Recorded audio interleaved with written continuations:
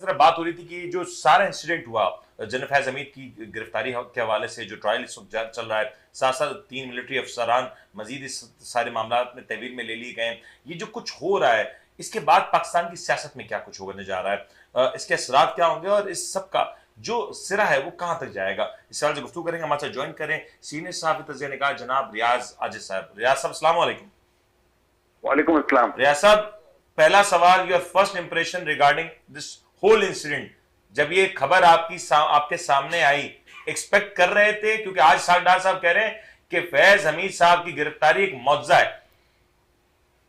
नहीं, मौजूदा नहीं है। मैं तो पहले भी मेरे ख्याल है 1-2 प्रोग्रामों में ये बात कह चुका हूं और उनकी गिरफ्तारी होना था। मतलब ये एक्सपेक्टेड इसी तरीके से था जिस तरीके से हो रहा है।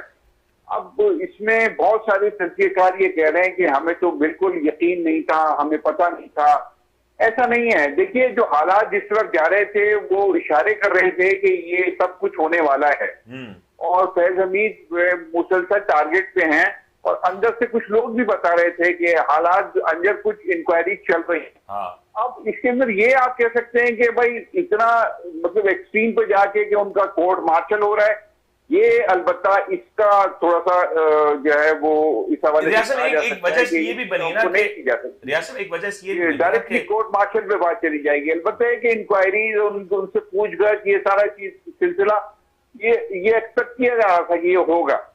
लेकिन रियासत एक वजह ये भी तो बनी ना कि अगर आपको याद हो कि कुछ अर्से पहले फैजाबाद धरना केस जब शुरू हुआ तो उसमें लगा था कि शायद इस केस में वो पूरे मामलात की जद में आएंगे, और लेकिन वो वहां से बड़ी आसानी से वो स्केप हो गया, वो सारा मैटर अंडर द कारपेट हो गया, वहां पे कोई बात ऐसी नहीं हुई। वो मामला अदालतों का था, वो मामला अदालतों का था और ये मामला बराह रास्त फौज का है।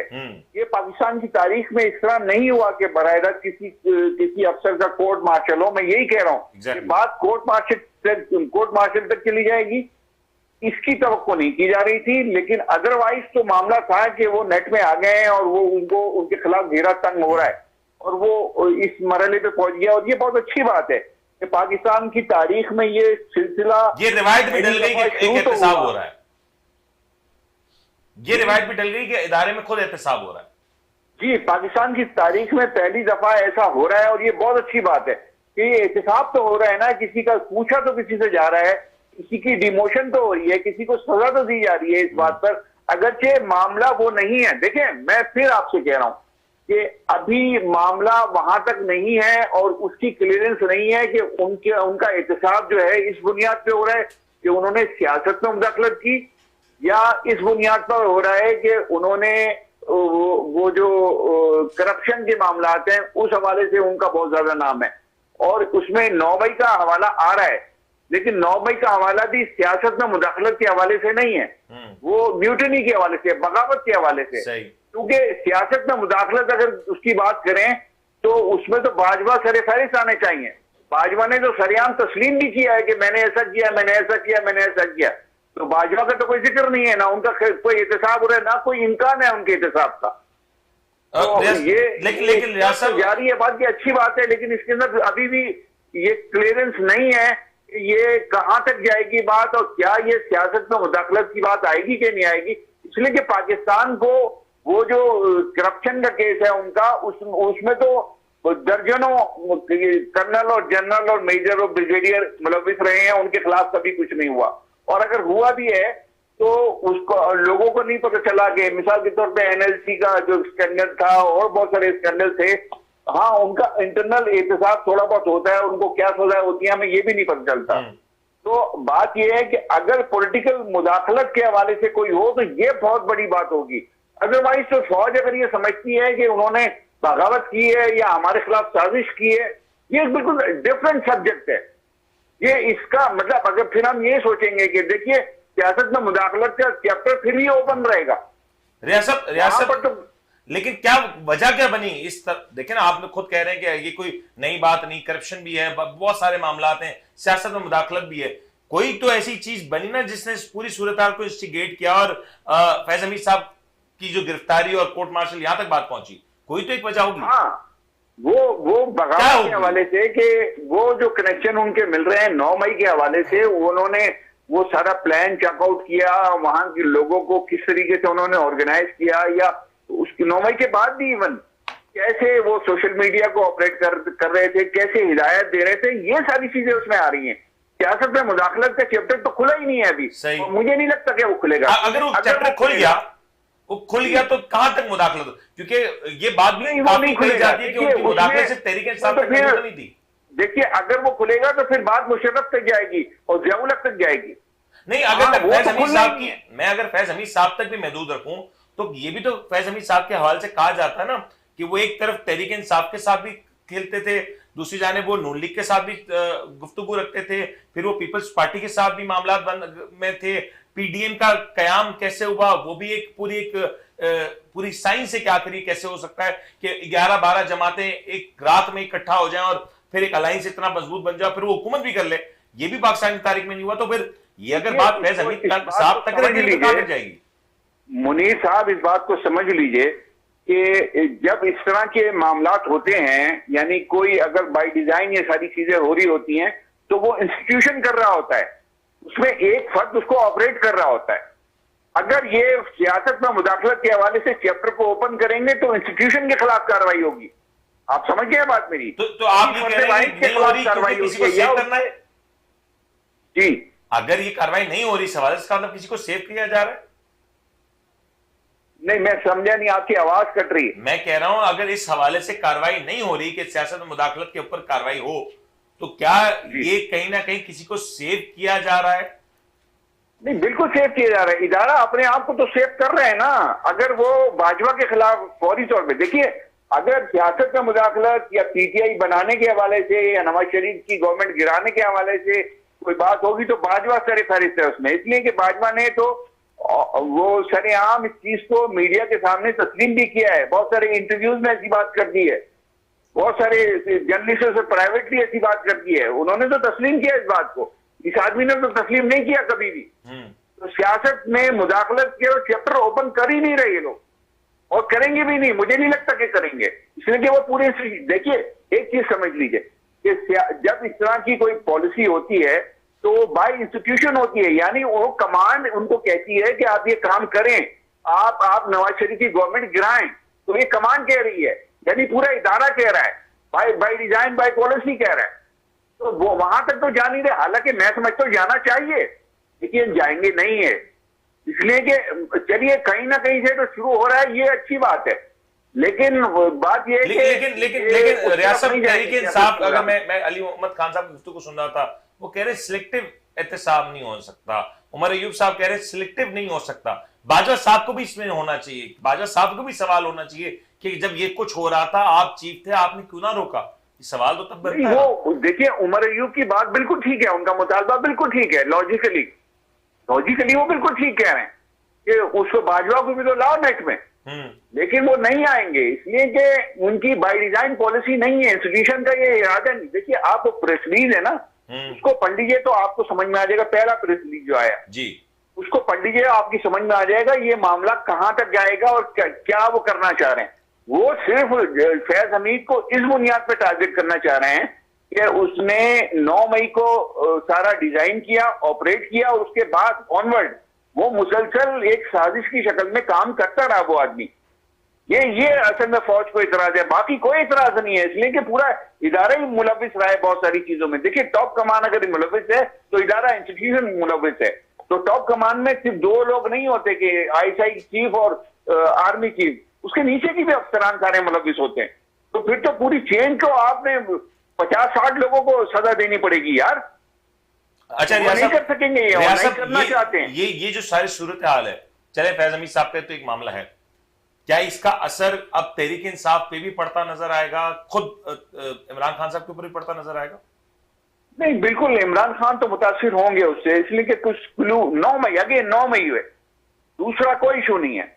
9 मई के हवाले से कुछ चीजें ऐसी हैं फौज के पास, उनके खुद खून हैं, और जब ये रऊफ हसन को गिरफ्तार किया गया वहां से बहुत सारी चीजें निकली हैं, उनके कंप्यूटर से बहुत सारी चीजें निकली, कुछ टेलीफोन कॉल्स निकली हैं, कुछ उनकी नेटवर्किंग निकली है, वो सबूत है उनके खिलाफ 9 मई के हवाले से। तो मैं समझता हूं कि 9 मई के हवाले से अगर फैज हमीद पकड़े जाएंगे तो फिर इमरान खान की गर्दन भी पकड़ी दबाई जाएगी और उसके ऊपर भी बहुत सारे सवाल आएंगे। और वो किस हद आएंगे तक हो सकता पीटीआई है, के ऊपर भी आएंगे। आप देखें पीटीआई में इस्तीफों का सिलसिला शुरू हो गया, मुसलसल इस्तीफे आ रहे हैं। आज भी मेरे ख्याल है 1-2 इस्तीफे छोटे लेवल पे आए हैं। साहब ने इस्तीफा दे दिया, उनके साथ एक और साहब उन्होंने इस्तीफा दे दिया जी।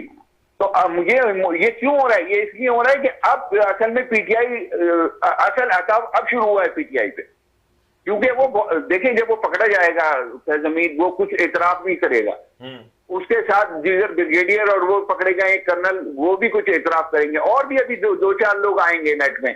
हो सकता है चीफ जस्टिस, साबिक चीफ जस्टिस को भी बुला के पूछा जाए कि भाई आपने क्या किया था, आपने कैसे नेटवर्क बनाया था सारा।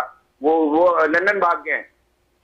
तो अब आप ये देखें कि और भी लोगों को जब नेट में लाया जाएगा तो कुछ ना कुछ तो सबूत उनके पास है, और वो ये भी कोई सबूत देंगे जब बोलेंगे अदालत के सामने। हमें नहीं पता कि कोर्ट मार्शल के दौरान क्या होता है, कौन वहां पे वकील होता है, कौन जज होता है, कैसे वो एहतसाब करते हैं, हमें नहीं पता, इसलिए कि ये इंटरनल मामला है जी। ये तो जिसका कोर्ट मार्शल हुआ है उसी को पता चलेगा, या पता होता है, या 5, 10, 100, 50 लोगों को पता होता है अंदर क्या हो रहा है। बाकी मीडिया को तो पता ही नहीं चलता। रियाज साहब के क्या खान साहब का मिलिट्री ट्रायल हो सकता है इस पूरे सिनेरियो को देखते हुए? इस इम्कान को मुस्तरद नहीं किया जा सकता, लेकिन उस मिलिट्री ट्रायल का मैं नहीं समझता कोई फायदा होगा, इसलिए कि वो भारत घूम फिर के बाद जो सुप्रीम कोर्ट में आएगी और वहां से फिर उनको रिलीफ मिल जाएगा। अलबत्ता ये कि उनकी जो डिटेंशन है, उनकी जो हिरासत है या गिरफ्तारी है, वो जरा प्रोलॉन्ग हो जाएगी। एक टेक्निकली समझा दें, क्योंकि तहरीक इंसाफ का एक क्लेम ये है कि जब ये सारा वाकया हुआ तो खुद खान साहब तो थे ही नहीं, मंजर आम पे ही नहीं थे, मंजरनामे पे ही नहीं थे, वो तो खुद हिरासत में थे, तो वो कैसे इसमें मुलविस हो सकते हैं? At the time of incident Khan साहब का वहां पे ना होना, डज इट सेव्स खान साहब? ये यकीनन खान साहब के लिए एक प्लस पॉइंट है, लेकिन उसके बावजूद भी बहुत सारे एविडेंस ऐसे हैं कि ये देखो 9 मई जो हुआ है, ये 9 मई वाले दिन तो हुआ है, लेकिन इसकी प्लानिंग जो है बहुत पहले हुई है। तो जब इसकी प्लानिंग बहुत पहले हुई है, जब खान साहब अंदर से वो पेट्रोल बम फेंकवा रहे थे लड़कों से, उस वक्त इसकी प्लानिंग हुई थी। सही। जब उनके ऊपर हमला हुआ था उस वक्त इसकी प्लान, पता नहीं हुआ था या डिजाइन हुआ था, वो उस वक्त इसकी प्लानिंग हुई थी। तो हो सकता है वहां से क्लू मिले, तो ये प्लस पॉइंट तो है उनका, लेकिन फिर अगर वहां से क्लू मिलेगा तो फिर वो उसमें रगड़े। लेकिन रियाज साहब, आपको नहीं लगता ये सूरत ड्रामाई अंदाज में तब्दील हुई? आज से कोई 15-20 दिन पहले तक नून लीग इस बात से खौफजदा थी कि सितंबर का महीना आते ही शायद उनकी हुकूमत ना रहे। अक्सर स्टेटमेंट से ख्वाजा आसिफ साहब का स्टेटमेंट रहा, बहुत से स्टेटमेंट ऐसे थे, कहीं ना कहीं नून लीग इस बात के हवाले से ही परेशान थी कि खान साहब की जो बॉडी लैंग्वेज में तब्दीली आई है, कहीं ऐसा तो नहीं है कि अंदरूने खाना कोई मामला तय हो रहे हो। लेकिन सडनली जब खबर आई तो फिर सूरत अलग हो गई। बुरी बला का नाम है ये जो स्टेटमेंट ख्वाजा आसिफ साहब दे रहे थे और नवाज शरीफ साहब रिजर्वेशन दिखा रहे थे, और ये सब कुछ डिजाइन जो हो रहा था, जो ड्रामा हो रहा था, जिस किस्म के स्टेटमेंट आ रहे थे, इंटरव्यूज दिए जा रहे थे, उसके पीछे एक फिनोमेना ये था कि आर्मी चीफ को प्रेशर में रखना है। देखिए, आर्मी चीफ इस वक्त बराह रास्त एक पार्टी है इमरान खान के खिलाफ, अब माने या ना माने ये हकीकत है। वो ये सारे बयानात देकर आर्मी चीफ को दबाव में रखते थे कि हमारी गवर्नमेंट खत्म हो गई तो आपका नंबर आएगा और फिर आपके लिए मुश्किलात पैदा हो जाएंगे।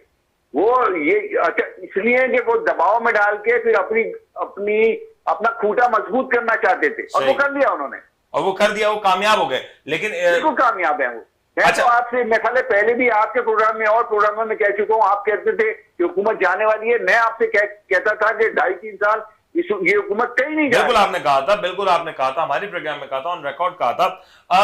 इस सारी सूरत का आपको लगता है, क्योंकि अब खान साहब की जो गिरफ्तारी है वो एक केस के ऊपर है, अगर उसमें भी बेल हो जाती है तो खान साहब फ्री हो सकते हैं। उस बेल के होने से पहले आपको लगता है इस हवाले से भी एक बड़ा चार्ज फ्रेम होने जा रहा है और खान साहब आने वाले कुछ और महीने शायद जेल से बाहर ना आ सके? नहीं, खान साहब बरी तो नहीं होंगे, इसका कोई इम्कान नहीं है, इसलिए कि अगर एक मुकदमे में हो भी जाएंगे तो दूसरे में गिरफ्तारी डाल देंगे। उनके पास 150 मुकदमात हैं भाई। पीटीआई कह रही है हम सितंबर में लॉन्ग मार्च करेंगे, रोड पे रैलीज होंगी, जलसे होंगे, लॉन्ग मार्च होगा। नहीं, कुछ भी नहीं होगा, कुछ भी नहीं, इसलिए कि पार्टी अब अंदर से टूटने जा रही है। इसलिए कि जिस तरह इस्तीफे आ रहे हैं ना, ये बड़ी केपी से भी इस्तीफा आ गया, करप्शन के इल्जाम खुद पार्टी के अंदर से लग रहे हैं। अब पार्टी असल में अंदर से ब्रेक होगी। वो जो थोड़े बहुत रह गए हैं ना बड़े लोग, वो अब भागेंगे या ला ताल्लुकी इख्तियार करेंगे। रियाज साहब, अगले 3 से 4 माह इस साल के आखिर तक आपको मंजरनामा क्या नजर आ रहा है इस वक्त पाकिस्तान की पॉलिटिक्स का? ये ऐसे ही चलेगा सिलसिला, कुछ भी कोई बहुत बड़ा चेंज नहीं आएगा। ये मीडिया की कन्विक्शन हो जाएगी खान साहब के ऊपर, कोई ऐसा कोई पक्की कन्विक्शन? नहीं, फिलहाल कोई चांस नहीं है उसका भी। मतलब मुझे नहीं लगता। बहरहाल देखें, सजा भी नहीं होगी, इम्कानी दुनिया है, मुझे ऐसा इम्कान लगता नहीं है। अगर कोई मुआवजा हो जाए तो हो जाए। आप कह रहे इतना कुछ होने के बावजूद भी आप ये कह रहे हैं इतना कुछ, मुझे बाहर आते नजर आ रहे हैं।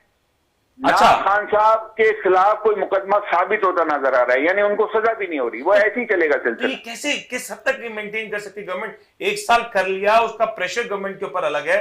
आपको लगता है गवर्नमेंट इस तरह से मेंटेन कर लेगी प्रेशर? नहीं, वो चलेगी। देख लें कि जो कुछ हो रहा है वो पिछले 6-7 महीने से इसी तरह हो रहा है, और सारा झगड़ा मीडिया का है। मीडिया ऐसी हाइप क्रिएट करता है छोटी छोटी खबरों की कि आपको लगता है कि कल बस सब कुछ बदल जाएगा, हालांकि कुछ नहीं बदलता। कुछ नहीं बदल रहा। शहबाज शरीफ साहब की शेरवानी बरकरार रहेगी। हाँ, नहीं, वो 2-2.5 साल कहीं नहीं जा रहे। ठीक है, बहुत बहुत शुक्रिया रियाज साहब, आपने वक्त दिया और यकीन तौर पे ये एक बड़ा अहम मसला था जिसके ऊपर आज हमने बात की। प्रोग्राम को क्लोज करने से पहले एक आखिरी छोटी सी इल्तिजा, कहते हैं ना छोटा मुंह बड़ी बात।